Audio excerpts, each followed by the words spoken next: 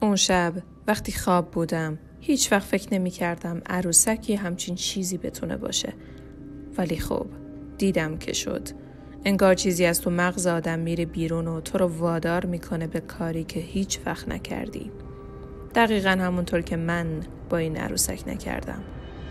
اگر میخواستم به حرف خانوادم گوش بدم، الان اینجوری توی تاریکی نشسته بودم و این داستان رو نمی نوشتم. این داستان بر اساس واقعیته و برای حفظ حریم شخصی از اسامی مستعار استفاده شده. کانال یوتیوب ما رو سابسکرایب و ویدیوهامون رو لایک کنید. یادتون نره نظراتتون رو برامون کامنت کنید. اسمم میناست. من یه دختر 28 سالم با یه خانواده معمولی. پدرم علی، مادرم هم فاطمه. 3 برادر دارم که دیگه خودشون رو خیلی تو دنیای خودشون گم کردن. من از همون بچگی آدمی بودم که همیشه دنبال چیزی عجیب و غریب بود. همینطور که یه روز با یکی از همکارام داشتیم از سر کار برمیگشتیم، یه مغازه دست دوم فروشی دیدم. مغازه‌ای که همیشه میرفتم. ولی اون روز یه چیزی تو اون نگاه منو جلب کرد. عروسکی که دقیقاً تو شیشه مغازه خودشو نشون میداد. یه عروسک چینی قدیمی با موهای سیاه و چشمای گرد و سیاه. یه نگاه بهش انداختم و بی اختیار رفتم داخل.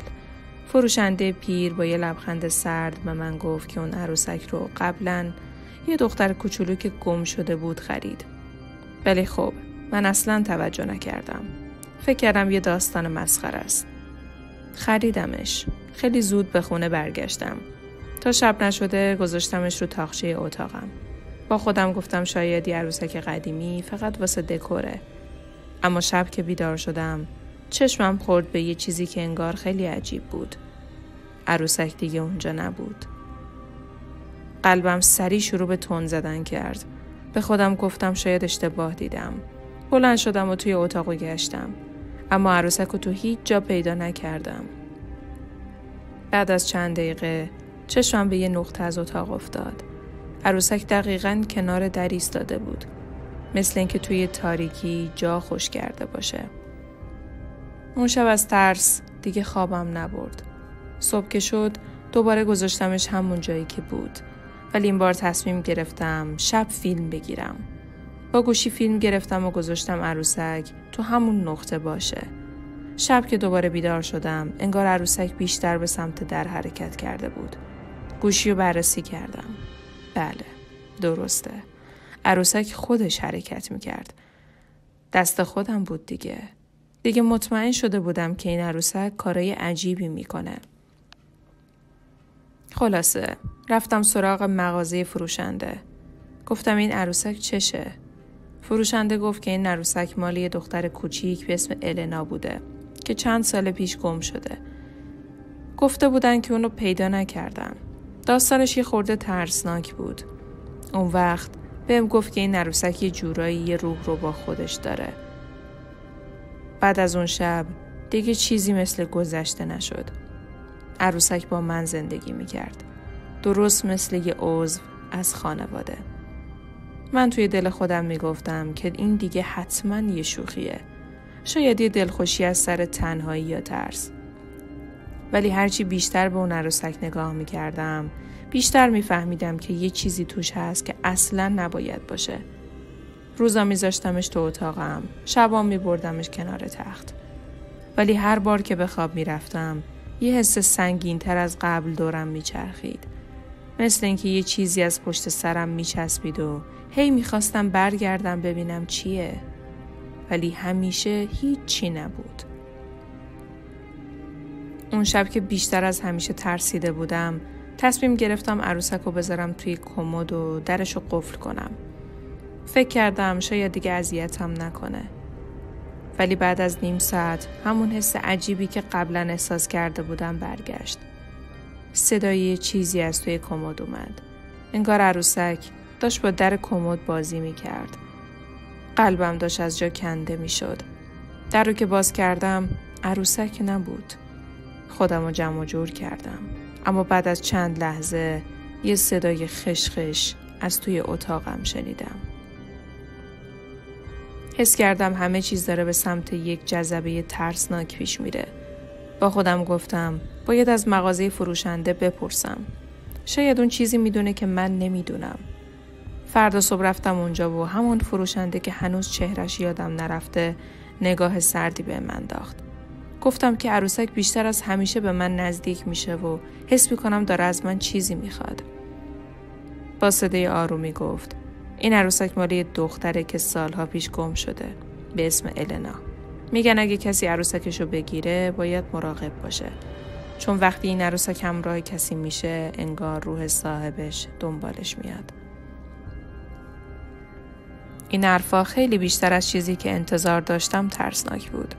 احساس کردم پاهام از زمین بلند شده و من توی دنیای تاریک و سرد محصور شدم. فروشنده اضافه کرد کسی که با این عروسک زندگی کنه هیچ وقت از شرش راحت نمیشه. این روح باید یه جایی آروم بگیره. از اون لحظه به بعد دیگه همه چیز فرق کرد. شبا عروسک با من حرف میزد. نه کلامی، با چشماش. هر حرکتش، هر جا به جایش یه پیام داشت. یه روز وقتی دوباره خواب بودم، بیدار شدم و دیدم عروسک رو کنار تخت خوابوندم. این بار دقیقاً روبروی صورتم. توی چشماش یه چیزی دیدم که از عمق قلبم ترسیدم. یه جوری به من نگاه میکرد که انگار میخواست چیزی از من بپرسه. چیزی که من هیچ وقت آماده اون نبودم. بعد از این اتفاقات دیگه دیوونه شدم. تمام روز فقط به عروسک نگاه میکردم. احساس میکردم که توی خونمون یه نفر دیگه هم هست. یکی که هیچ وقت نمیبینمش. هر چیزی که میخواستم ازش بپرسم با چشمای عروسک جواب میداد. یه شب وقتی عروسک دوباره روبروی صورتم بود، از توی ذهنم یک کلمه بلند شد. کمک. اون شب دیگه تصمیم گرفته بودم هر طور که شده این عروسک رو از خونمون بیرون کنم. فهمیدم که راهی برای فرار ازش ندارم، اما شاید بشه کمکش کرد. باید دوباره میرفتم سراغ فروشنده، اما این بار با دلی پر از شک و ترس. رفتم توی مغازه فروشنده. دوباره همون مرد پیر با همون نگاه سرد ایستاده بود پشت پیشخوان. دیگه نه مثل دفعه قبل ازش ترسیده بودم، نه مثل قبل خواستم بهش چیزی بگم. فقط با یه دهن خوش گفتم اون عروسک رو باید از خونمون بیرون کنم. از وقتی اونو گرفتم یه چیز عجیبی تو خونه راه افتاده. انگار یه چیزی همراهمه. سکوت کرد. هیچ حرفی نزد. فقط یه نگاهی به من انداخت که حس کردم دلش نمیخواست بیشتر از این توضیح بده. بعد یهو با یه صدای آرومی گفت این کاریه که خودت باید انجام بدی.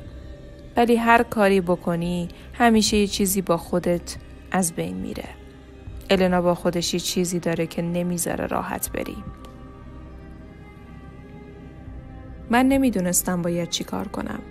حتی فکرشم نمیکردم که اون عروسک انقدر عمیق توی زندگیم ریشه بذاره. ولی چیزی توی دل من میگفت که نمیتونم اینطور ولش کنم. باید همه چی رو تموم میکردم. چند روز گذشت. من توی خونه دیگه خواب راحت نداشتم. شبا ساعت از ترس عروسک نمیتونستم بخوابم. اون هر روز بیشتر و بیشتر به من نزدیک میشد. حس میکردم از توی دیوارا یا زیر تختم میتونه منو ببینه. از خونه میرفتم بیرون، با ترس برمیگشتم. حتی وقتی خیلی از نزدیک خونه رد میشدم، یه حسی بهم میگفت که انگار از پشت پنجره داره منو نگاه میکنه. تا یه شب که دیگه نتونستم تحمل کنم. شب ساعت 12 همه جا خاموش بود. تصمیم گرفتم یه بار دیگه برم پیش فروشنده و ازش کمک بخوام. مثل همیشه مغازش بسته بود، اما دیدم یه نور کمسوی از زیر در مغازه میاد. رفتم جلو. در رو هل دادم و وارد شدم. فروشنده با چهره‌ای تو سایه ایستاده بود.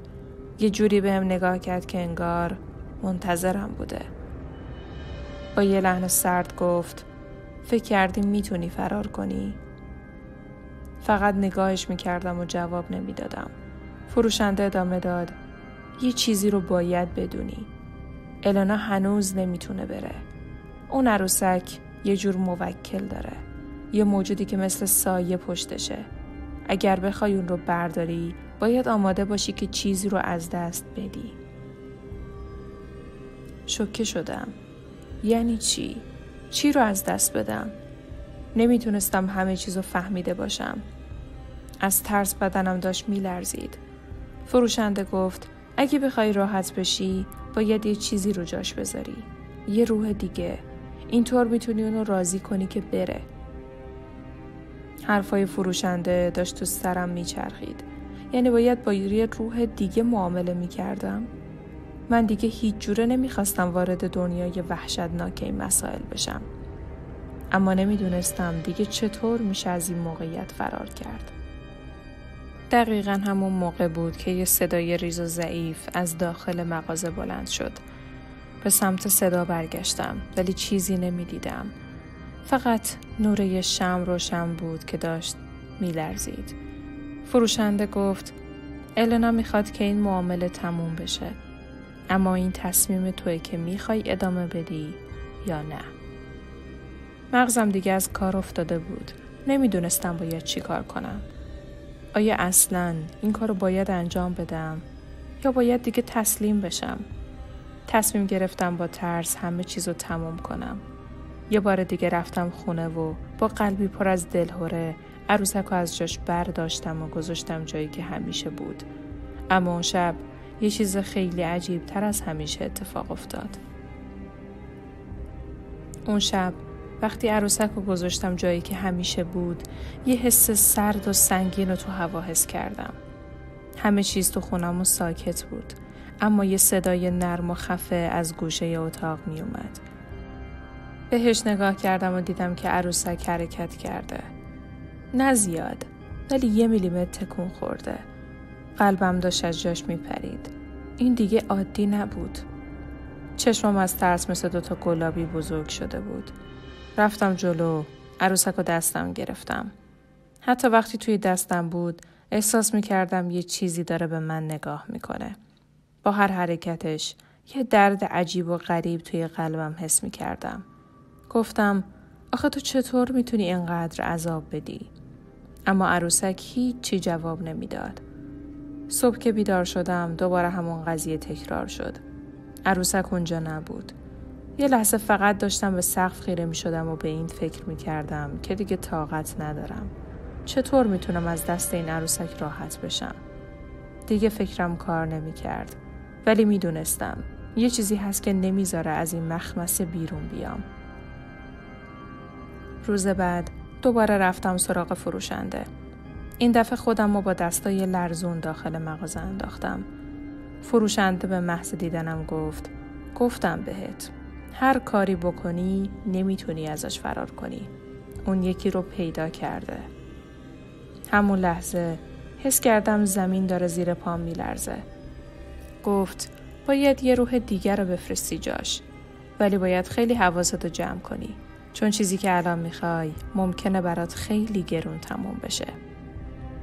با صدای لرزون گفتم چی؟ چی یعنی؟ گفت یعنی اگه میخوای از این کار خلاص بشی باید جایی رو برای النا آماده کنی. ولی حواست باشه. با این کار یه چیزی رو میذاری که دیگه نمیتونی کنترلش کنی. اون یه جور موجود به اسم یاغی همراهشه. حس کردم سرم داره میترکه. یاغی؟ چه جور موجودیه؟ این دیگه خیلی داغون بود. اما هیچ راهی نداشتم. باید یه کاری میکردم. میخواستم همه چی تموم بشه. هر چقدرم که وحشتناک بود. اون شب به شدت ترسیده بودم. تصمیم گرفتم برای همیشه این کابوس رو تموم کنم. از دست این عروسک خلاص بشم. رفتم داخل اتاقم. دوباره عروسک رو برداشتم و گذاشتم توی کمد. درشو قفل کردم و با دلی پر از دلهره دراز کشیدم تو تخت. دیگه چیزی نمیخواستم. فقط میخواستم یک شبم که شده راحت بخوابم. اما اون شب دیگه هیچ وقت فراموش نمیشه. وقتی خواب بودم در اتاق باز شد. حس کردم یکی کنارم نشسته. نه یکی، 2 نفر. یه صدای نفس کشیدن داغ و کنار گوشم شنیدم. چشمامو که باز کردم دیدم که عروسک داره روبروی صورتم میایسته. این بار یه لبخند رو صورتش بود. لبخند؟ از ترس فکر کردم از هوش رفتم. عروسک به آرومی به سمت من خم شد و با یه صدای ضعیفی گفت النا خیلی وقت منتظرت بوده. حالا نوبت توه. چشمام داشت از حد معمول باز می شد. دلم نمیخواست باور کنم. اما حقیقتا داشتم به عروسک نگاه می کردم که یه لبخند شیطانی رو صورتش بود. انگار میخواست چیزی به هم بگه. ولی من اصلا نمیخواستم بشنوم. قلبم مثل یه دیوونه میزد. با دهن خوش گفتم چی میخوای از من؟ جواب نداد. فقط دوباره همون لبخند بیرحمانه رو نشون داد. اصلا نمیدونستم چی کار کنم. تمام بدنم میلرزید و مثل کسی که به مرگ نزدیک شده حتی نمیتونستم بلند بشم. همون موقع یه صدای ضعیف از توی اتاق اومد که گفت تو رو میخوام. این صدا از جای میومد که حتی فکرشو نمی کردم. برگشتم ولی خبری از هیچ کس نبود. فقط این صدای عجیب بود که هی بیشتر می شد. عروسک هنوز روبرو ایستاده بود.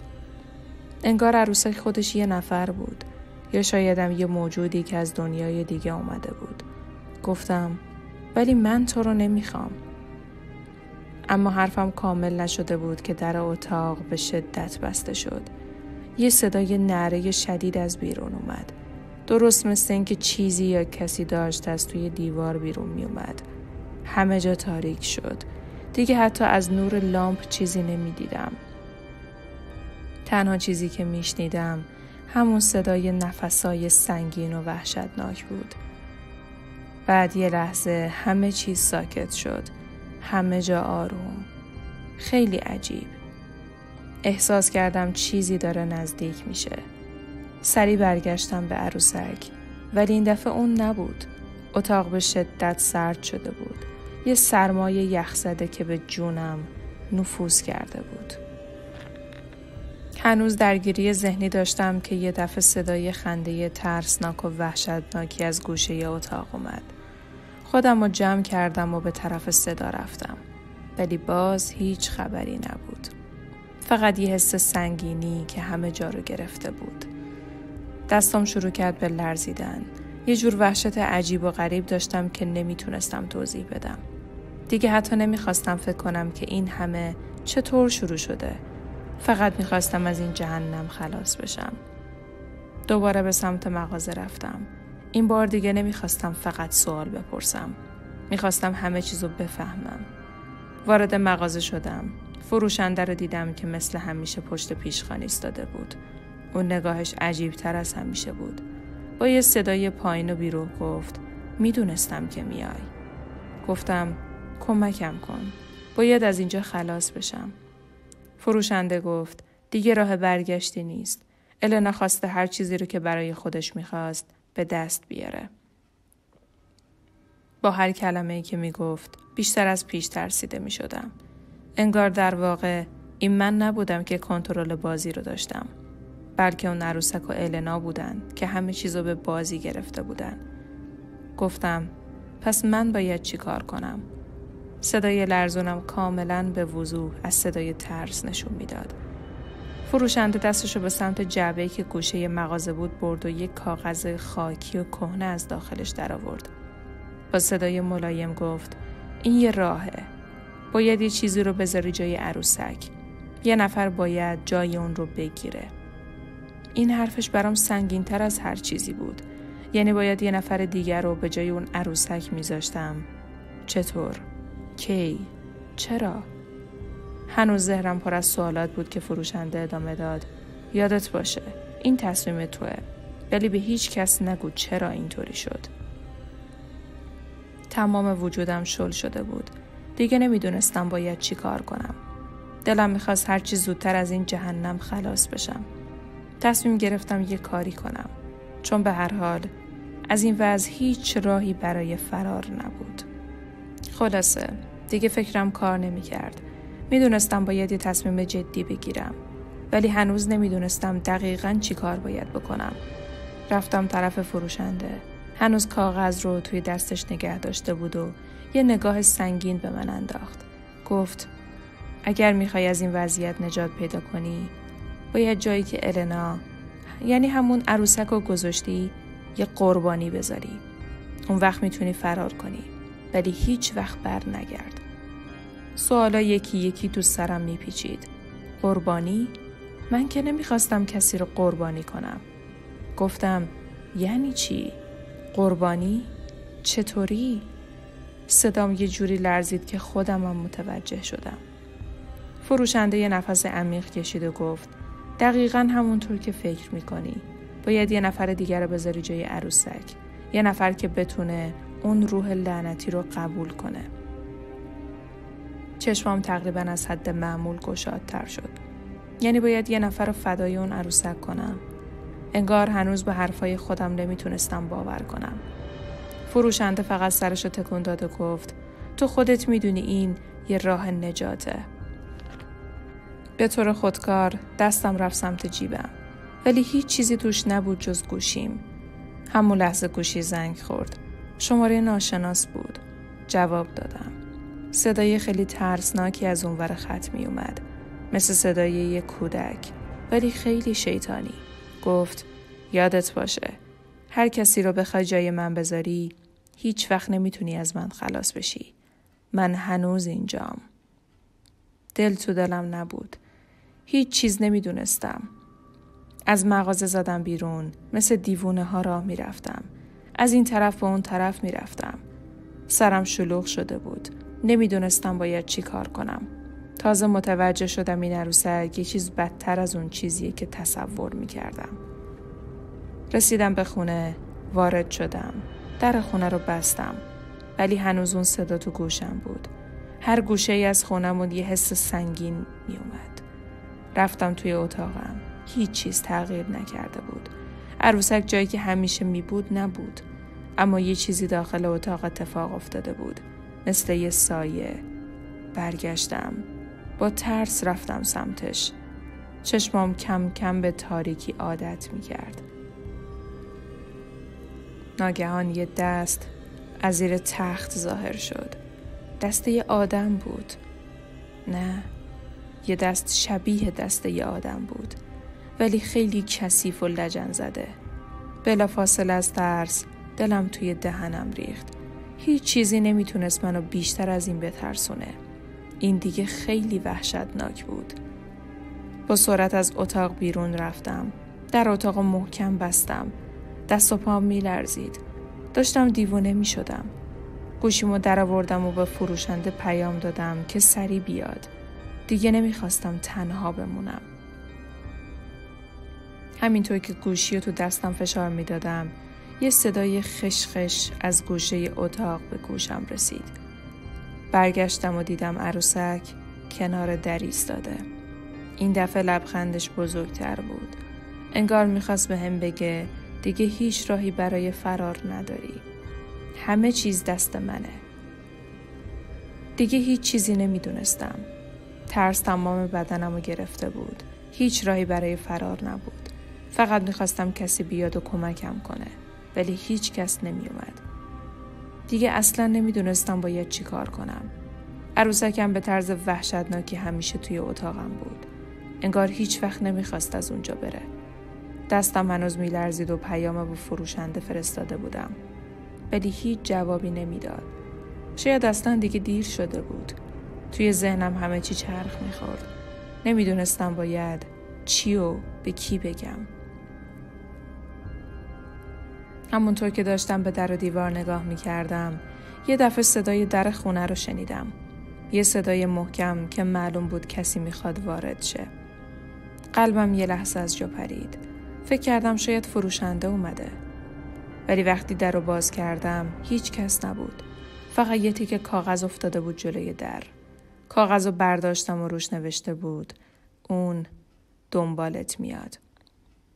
همون موقع یه صدای عمیق از پشت سرم شنیدم. درست مثل وقتی که یه نفر نفس عمیق میکشه. ولی این نفس خیلی عجیب بود. برگشتم و دیدم که عروسک دیگه تو اتاق نیست. قلبم تندتر از قبل میزد. نفس کشیدم برام سخت شده بود. داشتم دق میکردم. چی داشت اتفاق میافتاد؟ گوشیمو برداشتم که یه بار دیگه پیام بدم به فروشنده. ولی قبل از اینکه بتونم چیزی بنویسم، صفحه گوشی سیاه شد. هیچ چیزو نمیدیدم. حتی نوار اسکرولم نمیچرخید. انگار کل دنیا تو یه لحظه خاموش شد. لحظه‌ای که دیگه نمیتونستم هیچ چیزی رو کنترل کنم. دوباره صدای نفس‌ها رو شنیدم. این بار خیلی نزدیکتر بود. نزدیکتر از همیشه. از گوشه اتاق سایه‌ای بلند رو دیدم که به دیوار نزدیک میشد. انگار یه چیزی داشت منو دنبال میکرد. سرم گیج میرفت. چشمام میسوخت. هر کاری میکردم نمیتونستم از این وضعیت خلاص بشم. یهو در اتاقم باز شد. هیچ چیز نمیدیدم.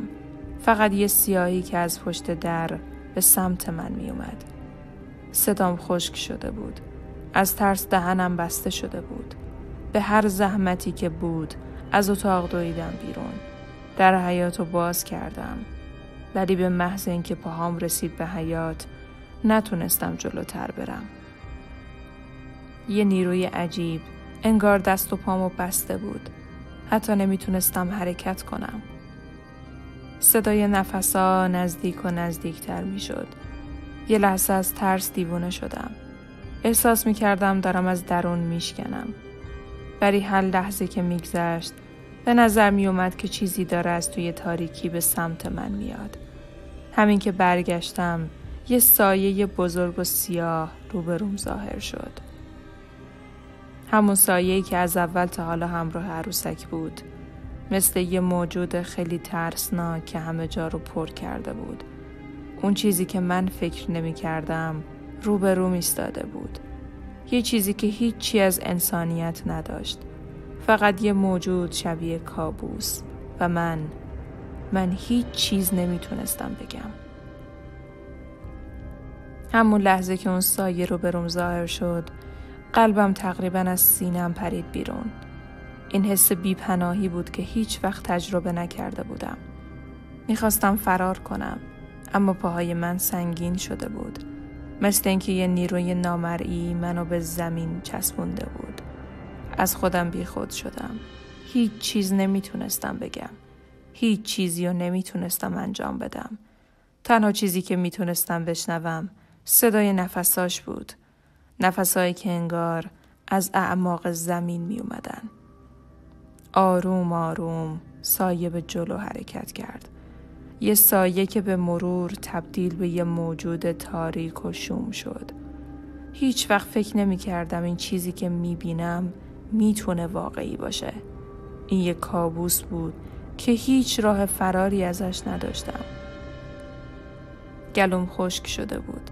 فقط یه صدای ضعیف از دهنم بیرون اومد که گفتم تو کی هستی؟ لحظه سکوت سنگینی همه جا رو فرا گرفت. بعد از چند ثانیه اون موجود جواب داد. صداش خیلی ترسناک بود. مثل یه ترکیب از صدای بچه و یه موجود وحشتناک. گفت من همون چیزیم که همیشه باید باشم. تنها چیزی که باید بفهمی اینه که وقتی عروسک رو گرفتی از این به بعد من مال توام. شکمم گرگ گرفت. دیگه همه چیز به نظرم به هم ریخته بود. یه غریبه وارد زندگیم شده بود.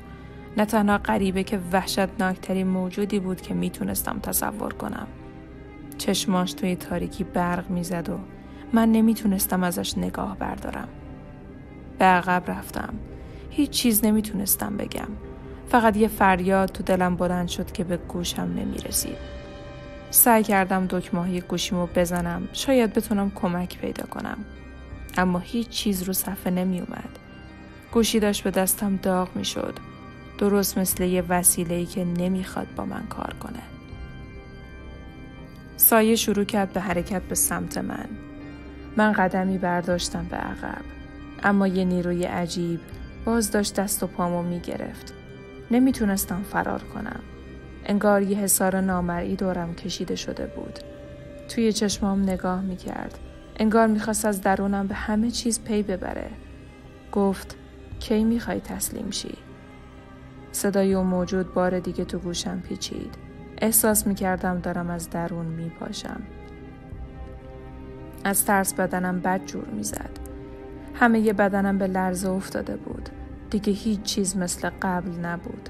همونطور که داشتم به اون موجود نگاه میکردم متوجه شدم که یه چیز عجیبی از توی سایه بیرون میاد. یه دست کوچیک و سفید از زیر سایه بیرون اومد. به سمت من دراز شد.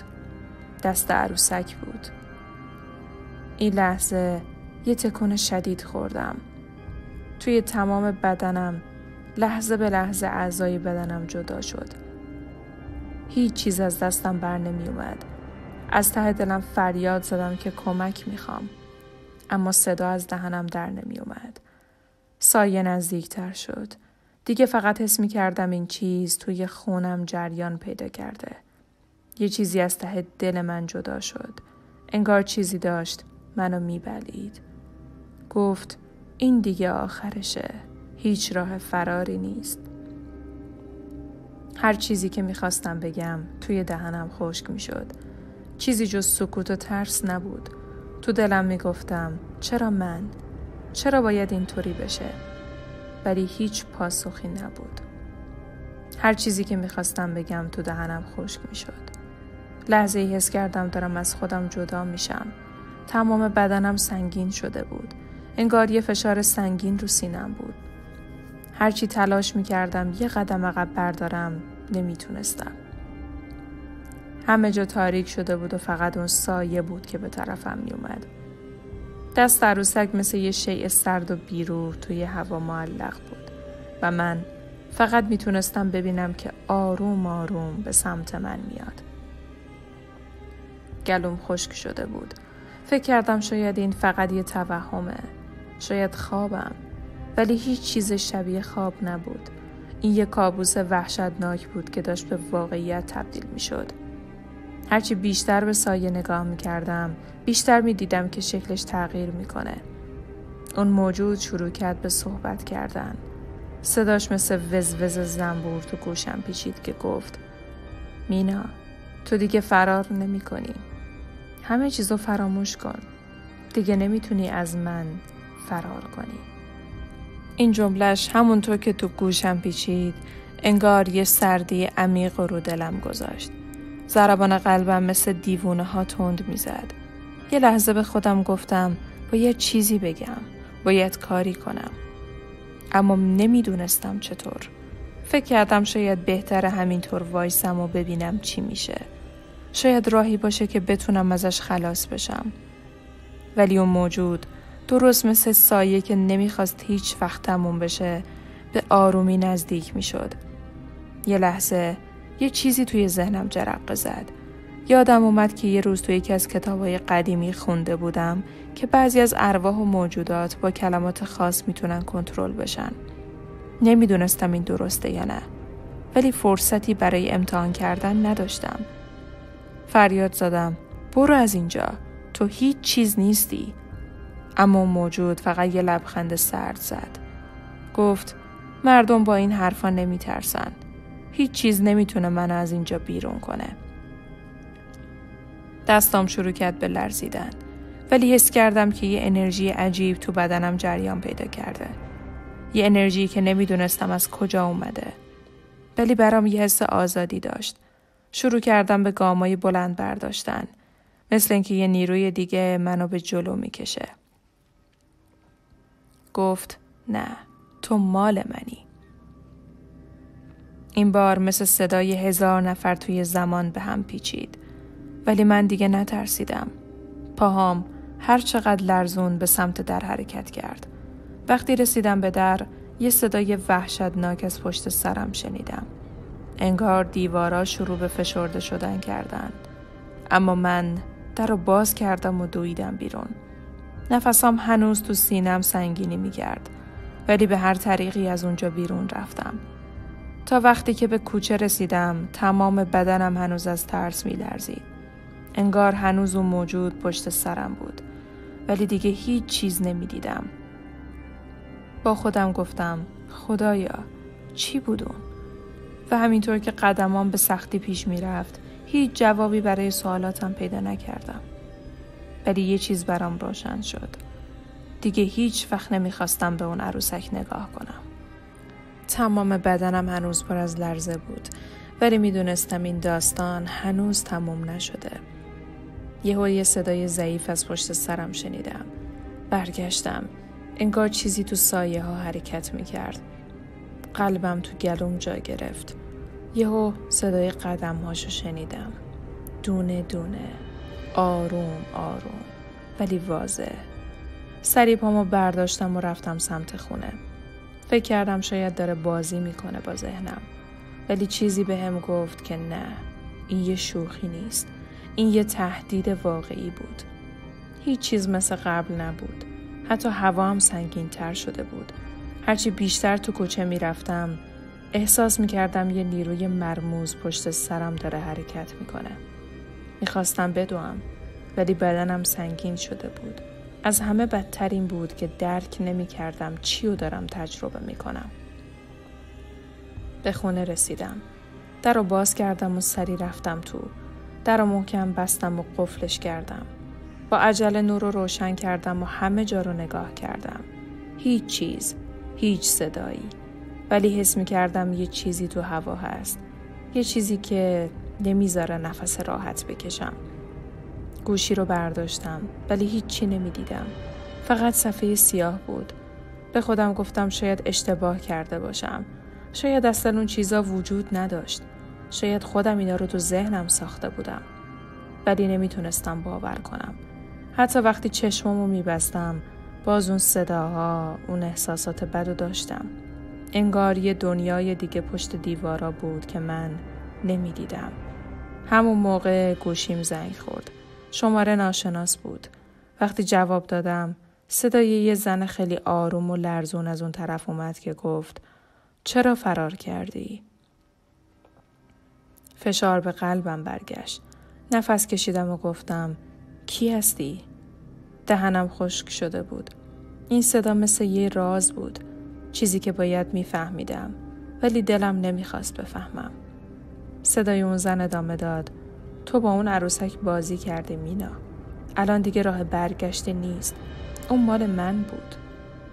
دستام میلرزید. دهنم خشک شده بود. گفتم تو کی هستی؟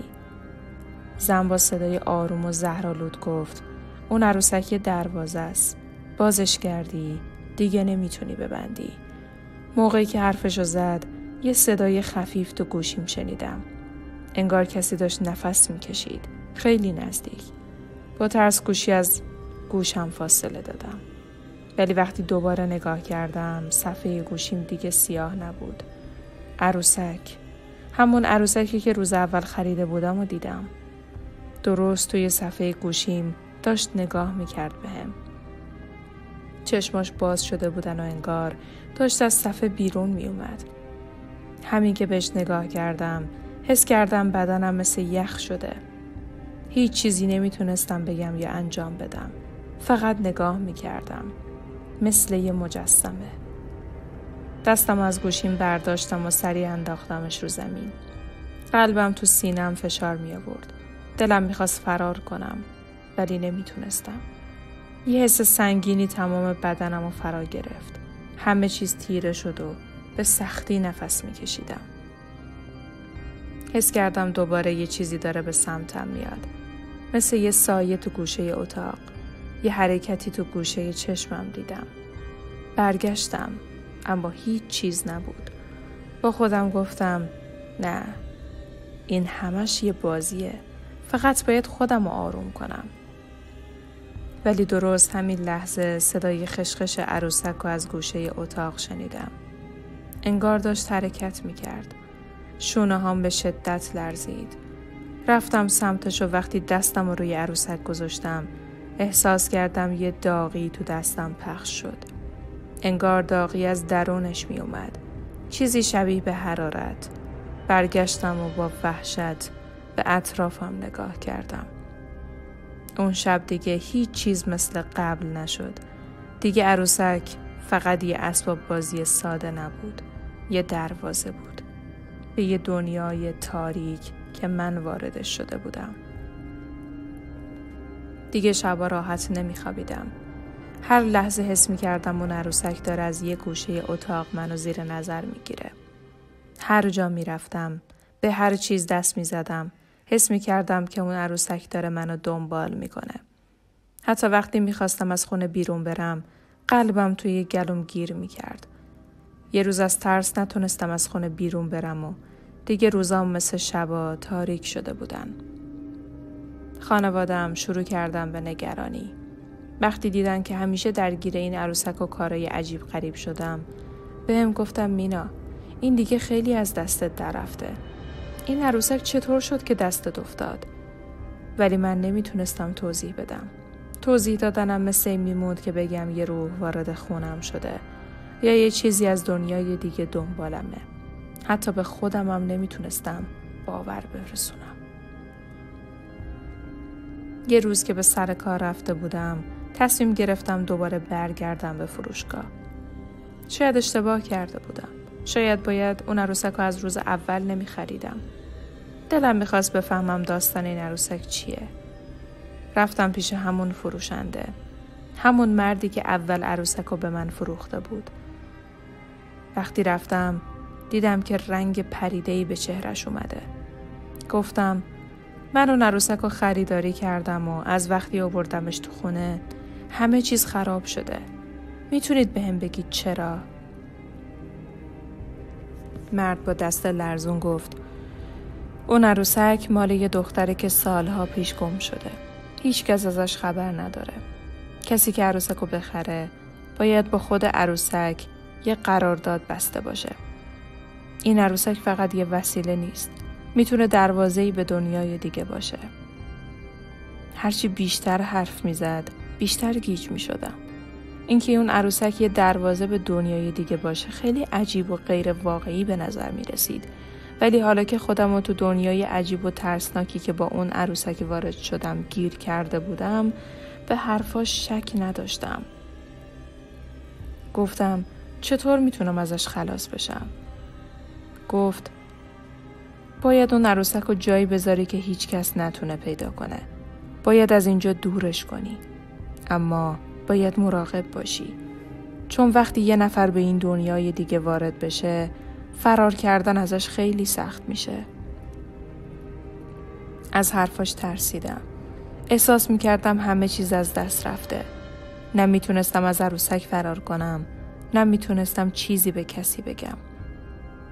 برگشتم خونه. حالا دیگه وقتی شب میشد، صداهای عجیبی از اتاق میشنیدم.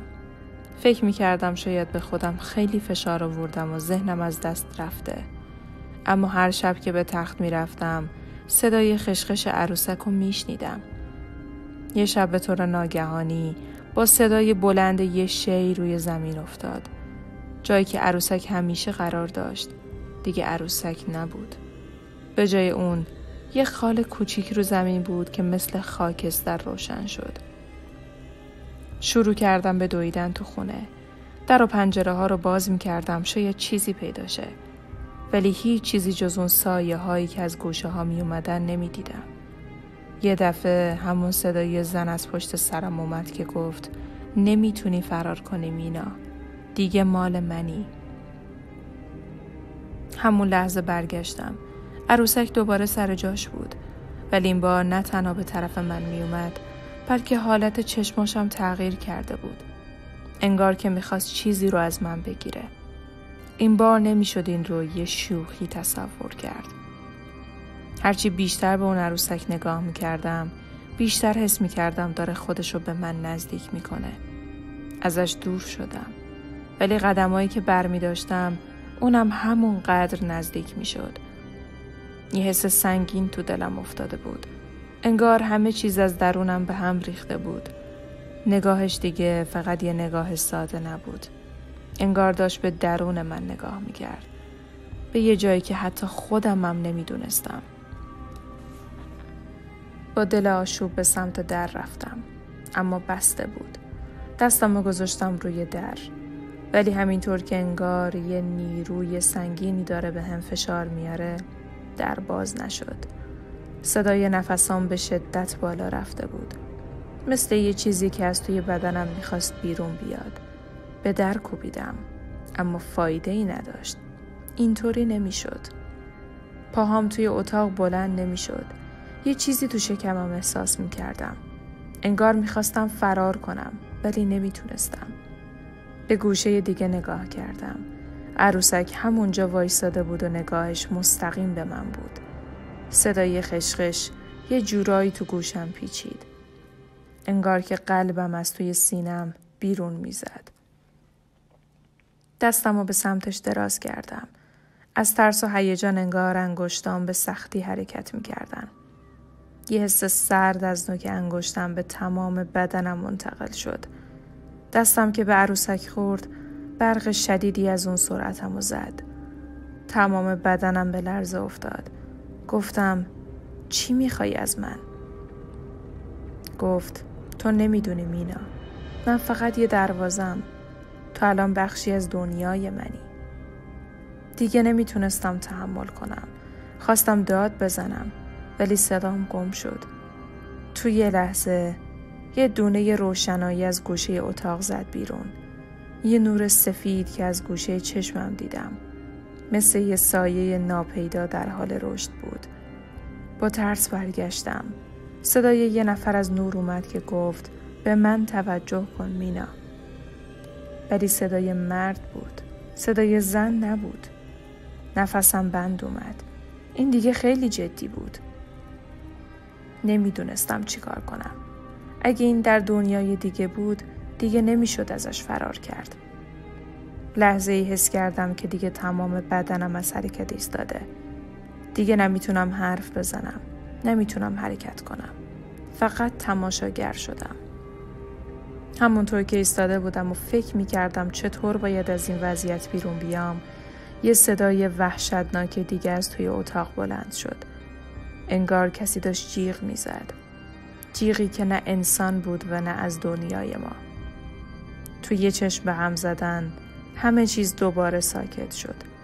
تنها چیزی که میدیدم همون عروسک بود، با چشمای خیره شدهش. وقتی یک لحظه بهش نگاه کردم، احساس کردم همه چیز دوباره شروع شده. ولی این بار دیگه نمیتونستم از خودم فرار کنم. واقعا دیگه نمیدونستم چی کار کنم. حس میکردم دارم توی دنیای دیگه زندونی میشم. دیگه نمیشد به کسی چیزی گفت، نمیشد کاری کرد. هرچی به ذهنم میرسید، یا به اندازه یک کابوس میترسیدم، یا اینکه از حد منطقم بیرون بود. عروسک، اون چیز لعنتی، هنوزم با چشمای خیره شدهش تو گوشه اتاق ایستاده بود. اما این بار یه تغییر عجیب و غریب تو فضا بود.